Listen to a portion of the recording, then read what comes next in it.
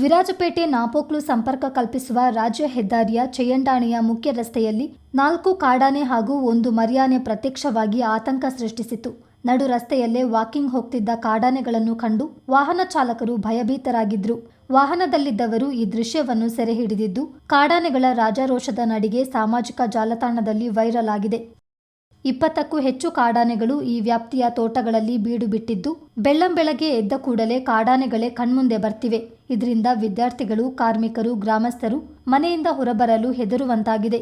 ಚೆಯ್ಯಂಡಾಣಿಯ ಬೆಳೆಗಾರ ಸುಮಂತ್ ಎಂಬವರ ತೋಟಕ್ಕೆ ಮಧ್ಯರಾತ್ರಿ ಕಾಡಾನೆಗಳ ಹಿಂಡು ಲಗ್ಗೆ ಇಡುವ ದೃಶ್ಯ ಕರ್ನಾಟಕ ಬ್ಯಾಂಕ್ ಬಳಿಯ ವೆಸ್ಟರ್ನ್ ಕಾಫಿ ಲಿಂಕ್ಸ್ ಮಳಿಗೆಯ ಸಿಸಿ ಕ್ಯಾಮೆರಾದಲ್ಲಿ ಸೆರೆಯಾಗಿದೆ.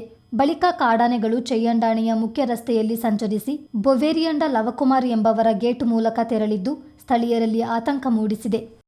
ನರಿಯಂದಡ ಗ್ರಾಮ ಪಂಚಾಯಿತಿ ವ್ಯಾಪ್ತಿಯ ಚೆಯ್ಯಂಡಾಣೆ, ಕರಡಾನ್, ನರಿಯಂದಡ, ಕೋಕೇರಿ, ಚೇಲಾವರ ಗ್ರಾಮಗಳ ಬಹುತೇಕ ತೋಟಗಳಿಗೆ ನುಗ್ಗಿರುವ ಕಾಡಾನೆಗಳ ಹಿಂಡು ದಾಂಧಲೆ ನಡೆಸಿ ಕೃಷಿ ಗಿಡಗಳನ್ನು ನಾಶಪಡಿಸಿ ಅಪಾರ ನಷ್ಟ ಉಂಟು ಮಾಡಿವೆ.